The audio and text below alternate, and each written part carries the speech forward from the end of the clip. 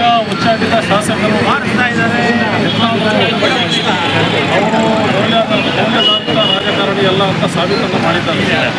ಏನು ಬಂದು ಇಲ್ಲಿರುವ ಶಾಂತಿಯನ್ನು ಕದಡಲು ಅವರು ಮಾತಾಡೋದಿದ್ದಾರೆ. ಅದು ನಮ್ಮ ಸಚಿವರ ಬಗ್ಗೆ ಆಗಿರ್ಬೋದು, ದಲಿತರ ಬಗ್ಗೆ ಆಗಿರ್ಬೋದು, ಅಥವಾ ಅಲ್ಪಸಂಖ್ಯಾತರ ಬಗ್ಗೆ ಆಗಿರ್ಬೋದು. ಅದು ತುಮಕೂರಿನ ಜನ ಯಾವತ್ತೂ ಕೂಡ ಸಹಿಸಲ್ಲ. ಇದಕ್ಕೆ ನಾವು ಮೊದಲನೆಯಾಗಿ ಖಂಡನೆಯನ್ನು ಮಾಡುತ್ತೇವೆ.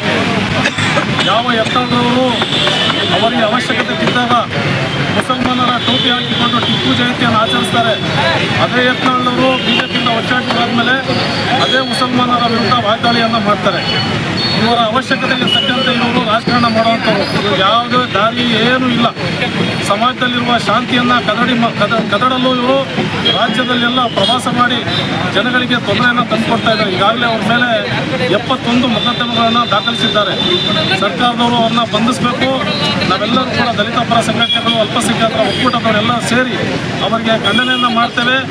ಏನು ನೀವು ಬೇರೆ ಬೇರೆಯಾದ ಜಾತಿಯ ಏನು ಸಂವಿಧಾನ ಇದೆ, ನಮ್ಮ ಸಂವಿಧಾನದಲ್ಲಿ ಬಾಬಾ ಸಾಹೇಬ್ ಅಂಬೇಡ್ಕರ್ ಅವರು ನಮ್ಮ ಸಂವಿಧಾನವನ್ನು ಕೊಟ್ಟೋಗಿದ್ದಾರೆ, ಸಮ ಸಮಾಜವನ್ನು ಕೊಟ್ಟೋಗಿದ್ದಾರೆ.